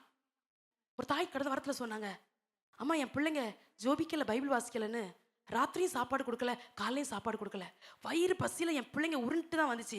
மனசை கல்லாக்கிட்டு இருந்துட்டேன். சர்ச்சில் போய் ஜோமிட்டு வந்த பிறகு தான் என் பிள்ளைக்கு சாப்பாடு கொடுத்தேன் அப்படின்னு சொன்னாங்க. எனக்கு சந்தோஷமா இருந்துச்சு. நம்ம அப்படிலாம் செய்யறதில்ல. எனக்கு ஃப்ரைட் ரைஸ் வேணுமா மகனே, மட்டன் பிரியாணி வேணுமா, தந்தூரி வேணுமா, நல்லா வாங்கி கொடுங்க. தப்பு ஒன்றும் இல்லை தேவனுடைய பிள்ளைகளே. ஆனால் ஜெபிக்கிறாங்களா? பிள்ளைங்க வேதம் வாசிக்கிறாங்களா? குட்டி பிள்ளைங்களா, வாலிப தம்பிமார் தங்கச்சிமார் பைபிள் படிக்கிறீங்களா? அப்பாவோடு நடக்கிறீங்களா? உலகத்தை வெறுக்கிறீங்களா? மாம்சத்தை வெறுக்கிறீங்களா? செல்ஃபோன், எல்லார் கையிலும் செல்ஃபோன் இருக்குது. லாக்கு போட்டு போட்டு போட்டு போட்டு இருதயத்துக்கு லாக் போடு. செல்ஃபோனுக்கு லாக் போடாத. செல்ஃபோனுக்கு லாக் போடாத. எங்கேயோ நீ தவறுகிறாய் என்ற அர்த்தம். நீங்க நினைக்கலாம், நான் இது வாலிப வயசு, நான் இப்ப தப்பு செஞ்சா என்ன? தாவீது சங்கீதம் 32 நினைக்கிறேன் எழுதும்போது ஒரு வார்த்தை எழுதுவார், என் இள வயதின் பாவங்களை நினையாதிரும் என்று எழுதுகிறார். நீ இப்ப செய்யற பாவம் 50-60 வயசுல விசாரிக்கப்படும் என்று உனக்கு தெரியுமா? இப்போ உனக்கு யங் ஸ்டேஜ், நீ உலகத்தை அனுபவிக்கிற வயசு, நீ சிறகடித்து பறக்கிற ஒரு வாலிப பருவம். ஆனா நீ இப்ப செய்யற குட்டி குட்டி தப்புகள், சின்ன சின்ன தப்புகள், தெரிந்தும் தெரியாமலும், அந்த ஒரு பழைய விபிஎஸ் பாட்டு உண்டு, தப்பு தண்டா செஞ்சுட்டு எங்க போற தம்பின்னு, எங்க போற தம்பின்னு. என் வாழ்க்கையில தவறுகளை செஞ்சுட்டு யாருக்குமே தெரியாது அப்படின்னு சொல்லி மூடிக்கிட்டு மறைச்சுக்கிட்டு, அம்மா அப்பாவை மறைச்சுக்கிட்டு, ஊழியக்காரனுடைய கண்களை மறைச்சுக்கிட்டு, கர்த்தருடைய கண்கள் உன்னை பார்க்குது. அவருடைய பார்வைக்கு எல்லாம் வெளியரங்கமா இருக்குது, எல்லாம் வெளியரங்கமா இருக்குது. உன் பாவத்தை ஆண்டவர், அதாவது பாவம் செய்யும்போது, பச்சை படத்துல பாவம் செய்யும்போது 50, தாவீதுக்கு வயசு 50, 50 வயசுல தாவீதுக்கு மாம்சத்தை வெறுக்க முடியல. மாம்சம் துடிக்குது பாவம் செய்யறதுக்கு. ஆண்டவர் பார்த்தாரு, நீ ஒளிப்படத்தில், எனக்கு அதை வாசிக்கும் போது பயமா இருக்கும், நீ ஒளிப்படத்தில் செஞ்ச தாவீதே, நேசிச்ச தாவீது, பிரியமானவன் சாட்சி கொடுத்த அதே தாவீதை கர்த்தர் வான் பண்றாரு. நீ ஒளிப்படத்தில் செஞ்ச, நான் வெளியரங்கமாக்குவேன். நான் சில பாவங்கள் வெளியரங்கமாக கூடாது. அதுக்கு முந்தி ஒப்புரவாயிருங்க. வாலிப தம்பி தங்கச்சி குட்டி பிள்ளைங்களா, ஒப்புரவாயிருங்க ஆண்டவற்ற. அப்போஸ்தலர் 21:9 பிலிப்பு என்கிற ஒரு தேவ மனுஷனுக்கு 4 கன்னியாஸ்திரிகள் இருந்தாங்களாம். 4 பேரும் தீர்க்க தரிசனம் சொன்னாங்களாம். என்ன ஒரு பாக்கியம் பாருங்க. நிறைய பேர் சொல்லுவாங்க, மொத பிள்ளை ஆம்பளை பையனா பிறந்தா ஆண்டவருக்கு கொடுப்பேன்னு சொன்னனே, பொம்பளை பிள்ளையா பிறந்துச்சே. இல்லை, எந்த பிள்ளை பிறந்தாலும் அது ஆணோ பெண்ணோ ஆண்டவருக்கு வேறுபாடெல்லாம் இல்லை. கர்த்தர் பயன்படுத்தணும்னு நினைச்சா ஆண்டவர் எவரையும் எடுத்து பயன்படுத்த முடியும். உங்களுக்கு முன்பாய் பிரசங்கிக்கிற நான் கூட ஒரு பெண்ணு தான். அதனால அப்படி அல்ல, 4 பெண் பிள்ளைங்க இருந்தாலும், அது கன்னியாஸ்திரிகள்னு போட்டிருக்கு. 4ம் கல்யாணமே ஆகலை. ஆனால் அந்த 4 வாயை திறந்தாலே தீர்க்க தரிசனம் பேசுறான். என்ன ஒரு பாக்கியம் உள்ள பிள்ளைகளை ஆண்டவர் இந்த பிலிப்பு என்கிற தேவ மனுஷனுக்கு சொல்றாரு, தந்திருக்கிறார் பாருங்க. 4 ஒண்ணுக்கு ஒண்ணு சளைச்சதில்ல. 4 பெண் பிள்ளைகளா இருந்தாலும் 4 கர்த்தருக்கு ஊழியம் செய்து தீர்க்க தரிசன ஊழியத்தை கர்த்தர் நம்முடைய தலைமுறைகளை கர்த்தர் ஆவியில மறுரூபமாக்கி, சிந்தைகளை மறுரூபமாக்கி, கிருபைகளாலும் வரங்களாலும் அலங்கரித்து வருங்கால நம்முடைய சந்ததியின் மேல ஆண்டவர் ஊழியக்காரர்களாய் மாற்றுகிற தெய்வீக அபிஷேகத்தை கர்த்தர் நம்முடைய தலைமுறைகளை கர்த்தர் ஊற்றுவாராக, தருவாராக. இதுக்கு தாய் தகப்பன்மார் ரொம்ப எஃபர்ட் போடணும். அபிஷேகம் பெறாம உங்க பிள்ளைங்க இருக்குதா? இந்த லீவு நாட்கள் அந்நிய பாஷை ஜெபம் நீங்க வந்து பண்ணுங்க. சபையில பண்ணும்போது பிள்ளைங்களை கூட்டிட்டு வாங்க. தமிழ்ல பேசுறத கொஞ்சம் நிறுத்திட்டு டங்ஸ்ல பேச ஆரம்பிங்க. அந்நிய பாஷை பேசி ஜெபிக்க ஆரம்பிங்க. ஆவியில பிள்ளைங்க மறுபப்படட்டும். ஜெபிக்கும் போதே ஒரு அபிஷேகம், பாடும் போதே ஒரு அபிஷேகம், ஆராதிக்கும் போதே ஒரு அபிஷேகம், அனலுள்ள வாழ்க்கையை கர்த்தர் நம்முடைய பிள்ளைகளுக்கு தரட்டும். பிள்ளைங்களா நீங்க அப்படி மாறணும். 1 ராஜாக்கள் 18:12 ஒரு ஒபதியாங்கிற ஒரு மனுஷனை வாசிக்கிறோம். ஒபதியா என்றால் கர்த்தருடைய தாசன் என்று அர்த்தம். இந்த ஒபதியா எலியாட்ட சொல்றாரு, உமது அடியான் சிறு வயது முதல் கர்த்தருக்கு பயந்து நடக்கிறவன். யாராவது சொல்ல முடியுமா? அங்க இருக்கிற சின்ன பிள்ளைங்க, நான் சின்ன வயசு ஆனா கர்த்தருக்கு ரொம்ப பயந்து நடக்கிறேன். ஜெபம்னா ரொம்ப பிடிக்கும், பாட்டுனா ரொம்ப பிடிக்கும், ஆராதனா ரொம்ப பிடிக்கும். பிள்ளைங்களுக்கு ஆவிக்குரிய அந்த பக்தி தலைமுறைகளுக்கு கடத்தப்படல. ஆனா ஒபதியா சொல்றாரு, சிறு வயது முதல் நான் கர்த்தருக்கு பயந்து நடந்துவேன். இப்போ பிள்ளைகளுக்கும் பேசிட்டேன். அடுத்து ஆதியாகமத்தின் புஸ்தகம் 50ஆம் அதிகாரம் 23ஆம் வசனத்துல ஒரு தாத்தாவை குறித்து வாசிக்கிறோம். வாசிக்க வேண்டாம், நானே சொல்லிட்டு போறேன். யார் அந்த தாத்தான்னு கேட்குறீங்களா? யோசேப்புக்கு 110 வயசு ஆயிற்று, ரொம்ப முதிர் வயது. இந்த முதிர் வயதுல இந்த யோசேப்பை குறித்து வேதம் சொல்லுகிறது, எப்ராயிமுக்கு பிறந்த பிள்ளைகளையும் மனாசேக்கு பிறந்த மாகீரின் பிள்ளைகளையும் மடியில வலிச்சு இந்த தாத்தா வளர்த்தாராம். தாத்தா மாதிரி இப்போ உங்களுக்கு தான், தாத்தாவா ஆனவங்களுக்கும் சொல்றேன், எதிர்காலத்துல தாத்தாவா ஆக போறவங்களுக்கும் சொல்றேன், பக்தியுள்ள தாத்தாவா இருக்கிறீங்களா? பக்தியுள்ள தாத்தா. உங்க பிள்ளைங்க மட்டும் உங்களுக்கு பிள்ளைகள் இல்லை, உங்க வீட்டுக்கு வந்த, உங்க வீட்டுல பிறந்த பேரமார் பேத்திமார் கூட நீங்க ஒரு நல்ல தாத்தாவா இருக்கணும். தகப்பனை போல இருக்கிற தாத்தாவா மாறணும். நிறைய பேருக்கு தாத்தாவை பிடிக்காதுல்ல. ஏன் பிடிக்காது தெரியுமா? சாட்சியை தவற விட்ட தாத்தாக்களின் நிமித்தம். கடைக்கு போய் சிகரெட் வாங்கிட்டு வா அப்படின்னு பேரனை அனுப்புற தாத்தாமாரை பார்த்துருக்கிறேன். கடைக்கு போய் சாராய பாட்டில் பேரமார வாங்க சொல்லி வீட்டில இருந்து குடிக்கிற தாத்தா மாதிரியும் சில நேரங்களை நான் பார்த்துருக்கிறேன், கேள்வியும் பட்டிருக்கிறேன். அதல்ல தாத்தாவே. யோசேப்புக்கு 2 பிள்ளைங்க, 2 பிள்ளைகளையும் ஒன்றா வளர்க்குற, 2 பிள்ளைகளை மடியில் வச்சு வளர்க்குறாரு. இல்லை எனக்கு எப்ராஹிமை தான் பிடிக்கும், மனாசாய் பிள்ளைகளை நான் மடியில் வளர்க்க மாட்டேன். இல்லை எனக்கு மனாசாய் தான் பிடிக்கும், எப்ராஹிம் பிள்ளைகளை வளர்க்க மாட்டேன். இல்லை, உங்கள் பேரம்பேத்திகளை ரொம்ப நேசிங்க, தப்பு இல்லை. ஆனால் பக்தியுள்ள தாத்தாவா இருக்கிறீங்களா? அன்புள்ள தாத்தாவா நீங்க இருக்கலாம், பக்தியுள்ள தாத்தாவா இருக்கிறீங்களா? உங்க பேரனுக்காக உங்க பேத்திக்காக கிஃப்ட் பண்ணியிருக்கலாம், நகைகள் கூட வாங்கி கொடுத்துருக்கலாம். அதெல்லாம் நான் சொல்ல விரும்பல. ஆனா அதை விட என் பேரன் பேத்திக்காக ரொம்ப ஜெபிக்கிறேன், என் பிள்ளைகளுக்கு என் மடியில வந்து உட்கார்ந்தாலே பைபிள் ஸ்டோரியை சொல்லுவேன், என் பக்தியுள்ள தாத்தாவா இருக்கிறேன் அப்படின்னு எத்தனை பேர் சொல்ல முடியும்? பிள்ளைங்களை நேசிக்காத நிறைய தாத்தா பேரமார் பேத்திமார் நேசிக்கிறத பார்த்துருக்கிறேன். ஓவர் செல்லம் உடம்புக்கு ஆகாது. தாத்தா மாரே, யோசேப்பு பக்தி உள்ள ஒரு தாத்தாவா மடியில வச்சு, வயசு 110. எனக்கு ஆச்சரியமா இருந்துச்சு.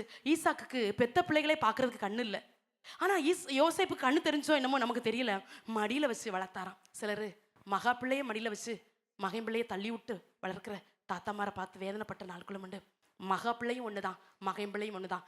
எந்த பிள்ளையை ஒதுக்குறீங்களோ அந்த பிள்ளைக்கு தான் கத்தர் முதல்ல கரங்களை எடுப்பார். வேறுபாடு பார்க்காதீங்க. கத்தர் உங்க வீட்டில் கொடுத்த பிள்ளைகளை உங்க பிள்ளைகளை போல வளங்க. அடுத்ததா வாசிக்கிறோம் இப்ப பாட்டி. 2 தீமோத்தேயின் புஸ்தகம் 1ஆம் அதிகாரம் 5ஆம் வசனத்துல வாசிக்கிறோம். அதே தீமோத்தேக்கு பவுல் எழுதும்போது சொல்றாரு, முந்தி இந்த விசுவாசம் உன் பாட்டியாகிய லோவிசாளுக்குள்ள இருந்துச்சு. அது லோவிசாளுக்குள்ள இருந்ததுனாலதான் அது ஐனிக்கேலுக்குள்ள போச்சு. பாட்டி மாற இப்ப உங்களுக்கு நல்ல பாட்டியா இருக்கிறீங்களா? நேசிக்கிற பாட்டியா இருக்கிறீங்களா? உங்க பேரமார் பேத்திமார அன்போடு ஏற்றுக்கொள்கிற பாட்டியா இருக்கிறீங்களா? சில வீட்டில் அம்மா அப்பா அடிக்கும் போது அது பாட்டிட்ட வந்து அப்படி தூக்குன்னு கையை காட்டிட்டு வரும். சில வீட்டில் பார்த்துருக்க பாட்டியும் அடிச்சு தள்ளி விடும், போ என் உயிரை வாங்காத அப்படின்னு. பாட்டி ஆகிறதெல்லாம் எவ்வளோ பாக்கியம் தெரியுமா? பாட்டிய அந்த பாட்டிங்கிற ஸ்தானத்தை பார்க்காம சிலர் மரித்து போகும்போது என் உள்ள நெருடலாக இருக்கும், ஐயோ சந்ததியை பார்க்காம போயிட்டாங்களே அப்படின்ட்டு. பாட்டி என்கிற ஸ்தானம் எல்லாருக்கும் கொடுக்கப்படுகிறது இல்லை. பாட்டி மாறே உங்களுக்கு தெரியுமா? பிள்ளைகளுக்கு திருமணமாகி அது வயிற்றுல ஒரு பிள்ளைய பார்க்கறதுக்கு எத்தனை தாய்மார் ஏங்குகிறாங்க தெரியுமா? ஒரு தாய், ஒரே மகா, அந்த மகளுக்கு 13 ஆண்டுகள் குழந்தை இல்லை. இன்ன வரைக்கும் ஏங்குவாங்க, அம்மா எனக்கே ஒரு பிள்ளை, அந்த பிள்ளைக்கு ஒரு பிள்ளை இல்லைன்னு சொல்லி இன்ன வரைக்கும் அந்த தாய் எங்க பார்த்தாலும் அழுவாங்க. நான் அதை ஓப்பனாக சொல்ல முடியாது. அவங்க ஒரு மதீனமான காரியத்தை அந்த செஞ்சதுனால அவங்க வாழ்க்கையில கத்தர் கற்பத்தை அடைச்சி வச்சிருக்கிறார். அதை ஓப்பனாக என்னால் அவங்ககிட்ட சொல்ல முடியல, அதனால கத்தர் தான் அவங்களுக்கு உணர்த்தணும். ஆனால் நான் என்ன சொல்ல வரேன் அப்படின்னா, பாட்டியாக மாட்டேனா? எங்க வீட்டில் ஒரு பேரம்பேத்தி சத்தம் கேட்காதான்னு ஏங்குகிற எத்தனையோ ஜனங்கள் மத்தியில கத்தர் உங்களை நம்பி சில பேத்திமாரை கொடுத்துருக்கிறாரே. பக்தியா இருக்கிறீங்களா? அன்பா இருக்கிறீங்களா? நேசிக்கிறீங்களா? பாட்டி அப்படின்னா ஓடி வந்து உங்க பிள்ளைங்க உங்களை கெட்டி பிடிக்கிற அளவுக்கு, உங்க பேரமார் பேத்திமார் ஓடி வந்து கெட்டி பிடிக்கிற அளவுக்கு உங்க வாழ்க்கை உங்க பிள்ளைகளுக்கு சாட்சியா இருக்குதா? ரூத்துல வாசிக்கிறோம். ரூத்தின் புஸ்தகம் 4ஆம் அதிகாரம் 16ஆம் வசனம் சொல்லுகிறது, ரூத்துக்கு பிறந்த பிள்ளைய நகோமியின் பிள்ளைய எடுத்து மடியில வச்சு பிள்ளையை வளர்க்கிற தாயானால்னு போட்டிருக்கோம். யாருங்க தாய்? ரூத்து தானே தாய். ஓபேத்து பிறக்குது போவாஸுக்கு, இந்த பிள்ளையை எடுத்து வச்சுட்டு நகோமியே தாயா மாறினாங்களாம். ஓ நல்ல தாயினே, பாட்டியை போய் தாயினே போட்டிருக்குது. பக்தி உள்ள பாட்டி மாறி இன்னைக்கு இல்லை என்பது எனக்கு வேதனை. ஜெபிக்கிற பாட்டியா மாறிடுங்க, திறப்புல நிற்கிற பாட்டியா மாறுங்க. உங்க வயசான பிறகு ரொம்ப ஜெபிக்க முடியாம இருக்கலாம், வயசான பிறகு ரொம்ப பைபிள் வாசிக்க முடியாம இருக்கலாம். ஆனா நீங்க இள வயதுல இருதயத்துல சேமிச்சு வச்ச சில வசனம் இருக்குல்ல, இள வயசுல கர்த்தர் உங்களோட பேசின வார்த்தை இருக்குல்ல, திரும்ப திரும்ப திரும்ப திரும்ப சொல்லுங்க. ஆண்டவரே நீங்க நல்லா இருக்கும் போதே கண்களை மூடக்குள்ளையுமே உங்க பேரனுக்காக உங்க பேத்திக்காக ஜோம்னிட்டு போங்க. அது நீங்க செய்யற பெரிய, உங்க தலைமுறைகளுக்கு செய்யற பெரிய உதவி. உங்க பேரன் பேத்திக்கு ஏதோ சொத்து சேர்த்து வைக்க முடியாம இருக்கலாம், ஆனா ஜெபிச்சு கிருபைகளை சேர்த்து வச்சு சத்தியத்தில் நடக்கிற கிருபையை கற்றுக் கொடுத்துட்டு போங்க. அது பெரிய உதவி. இன்னைக்கு பக்தி உள்ள பாட்டிமார் இல்லாதனால, பக்தி உள்ள தாத்தாமார் இல்லாதனால ஒரு சம்பவத்தை வாசித்தேன். ஒரு தாய் தன்னுடைய வேலையை, தாய் என்கிற பொறுப்பை கவனமா செஞ்சிருந்தா தேசத்துல சிறைச்சாலைகளை இருக்காது என்று எழுதப்பட்டிருந்துச்சு. 100% உண்மை. நான் அதை தலை வணங்கி அதை ஆமோதிக்கிறேன். ஒரு தாய் தன்னுடைய பொறுப்பை 100% பிள்ளைகளுக்காக உண்மையாய் செய்திருப்பாள், ஆனால் உலகத்துல சிறைச்சாலைகள் இருக்காது. வாலிபர்கள் சிறைச்சாலைகளுக்குள் தள்ளப்பட்டு கம்பி எண்ணி கொண்டிருக்கிறார். ஒரு நாள் இதே சவுத்தில் பார்த்தேன். நான் ஒரு நாள் அங்கே நின்றுட்டு இருக்கிறேன். 3 வாலிபர்களை கையில் விலங்கு போட்டு பஸ்ல இருந்து இறக்கி போலீஸ் கூட்டிட்டு போகுது. ஒருத்தனு கூட வெக்கம் இல்லை. நல்ல ஜனங்கள் க்ரௌடாக இருக்கிற இடம். அந்த 3 வாலிபர்களும் கையில் விலங்கு தான் இருக்குது. அவன் அங்கங்கேயும் பார்த்துட்டு ஏதோ பெரிய சீப் கெஸ்ட் மாதிரி நடந்து போயிட்டு இருக்கிறான் ஜெயிலுக்குள்ள. நான் தான் கண்ணீர் படித்தேன். உண்மையாக நான் அழுதேன். என் இருதயம் நொறுங்கி போனது. ஆண்டவரே, விலங்கிடப்பட்டு கொண்டு போகிற வாலிபர்களாய் மாறி போனார்களே என்று சொல்லி. அன்பு தாயே, தகப்பனே, அன்பு கணவனே, மனைவியே, அன்பு பாட்டியே, தாத்தாவே, உங்கள் பொறுப்பை உண்மையாய் செய்து விடுங்கள். கர்த்தர் உங்களை ஆசீர்வதிப்பாராக. கடைசியாக டோட்டல் ஃபேமிலிக்கு ஒரு வசனம். 2 சாமுவேல் புஸ்தகம். இதை மாத்திரம் எடுத்து வாசிக்கிறீங்களா?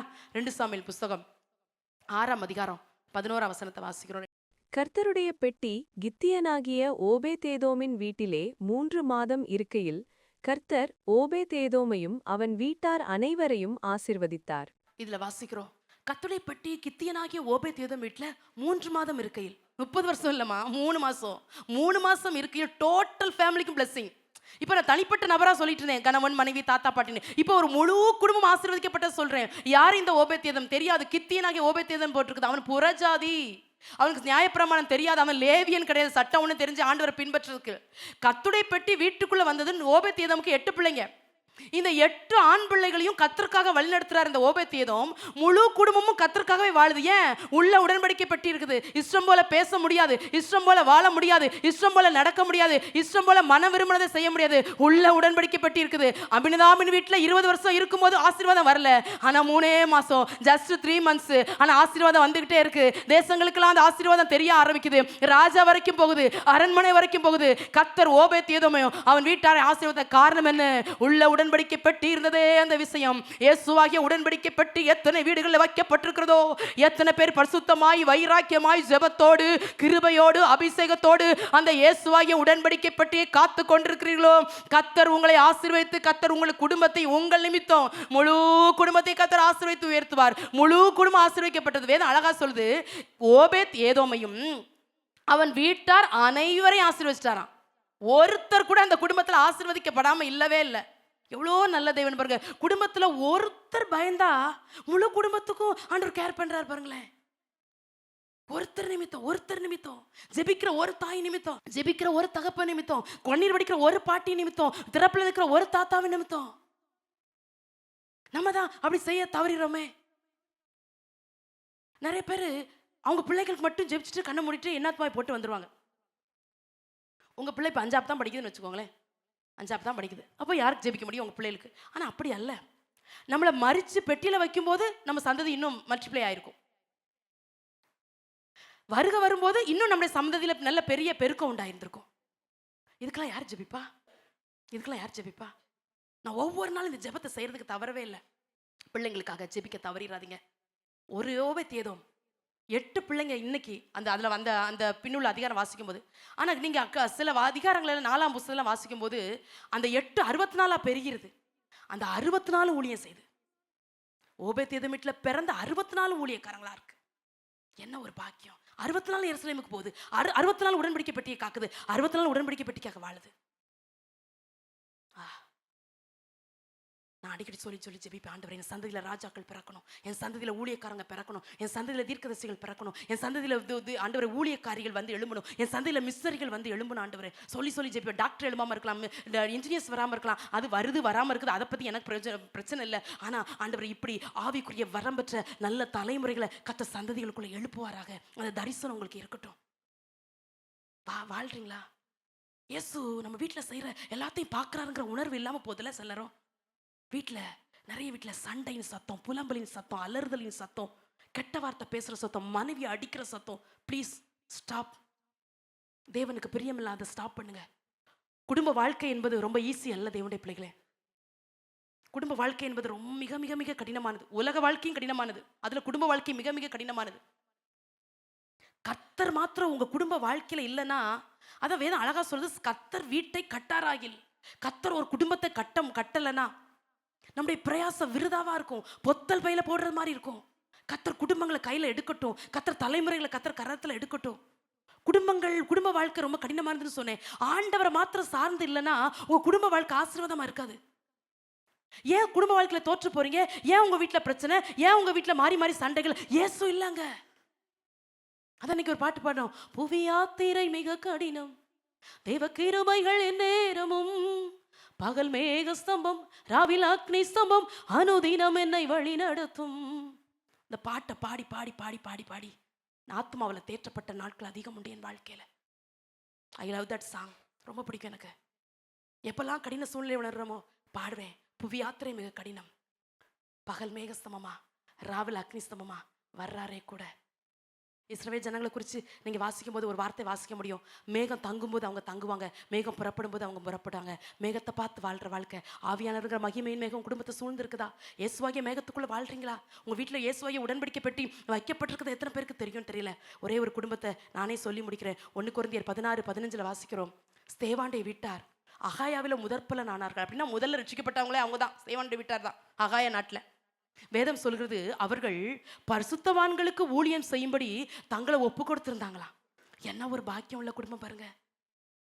எங்க சர்ச்சில் வேலை செஞ்சிருவாங்க, ஆண்டவருக்காக கூட வேலை செஞ்சிடலாம். பரிசுத்தவான்களுக்கு வேலை செய்யறதுக்கு சிலர் மனசு வராதுல. அந்த குடும்பம் பரிசுத்தவான்களுக்காக வேலை செய்யறதுக்கு தங்களை ஒப்பு கொடுத்திருந்தார்களாம், ஒப்புவித்திருந்தார்களாம்.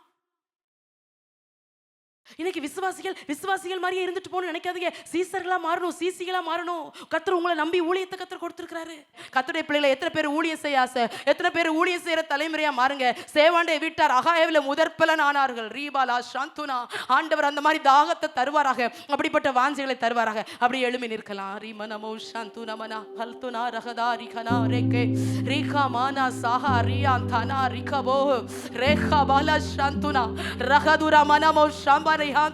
குடும்பங்களுக்கு விரோதமாக எழும்பி நிற்கிற ஆயுதங்கள் மடங்கடிக்கப்படுகிறது, மடங்கடிக்கப்படுகிறது. உன் குடும்பம் தலையெடுக்க கூடாதபடிக்கு, உன் தலைமுறைகள் வாழக்கூடாதபடிக்கு குடும்பத்தை சாபத்துக்கு உட்படுத்துகிற சில பொல்லாத கிரிகள். குடும்பங்கள் அடிக்கடி ஒருமனம் கெடுகிறது, குடும்பங்களுக்குள் அடிக்கடி போராட்டம் வருகிறது. கணவன் மனைவிக்குள்ள ஒருமனம் இல்லை, பிள்ளைகளுக்குள் பெற்றோருக்குள் ஒருமனம் இல்லை.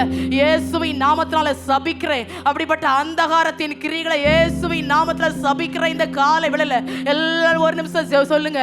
நான் என் வீட்டாருமோ வென்றால், நானும் என் வீட்டாருமோ வென்றால் கர்த்தரையே சேவிப்போம், கர்த்தரையே சேவிப்போம். இஷ்டம் தான் சொல்லணும், இல்லைன்னா சொல்லக்கூடாது. கர்த்தரையே சேவிப்போம். ஆண்டவரே நாங்கள் உண்மையே சேவிப்போம்.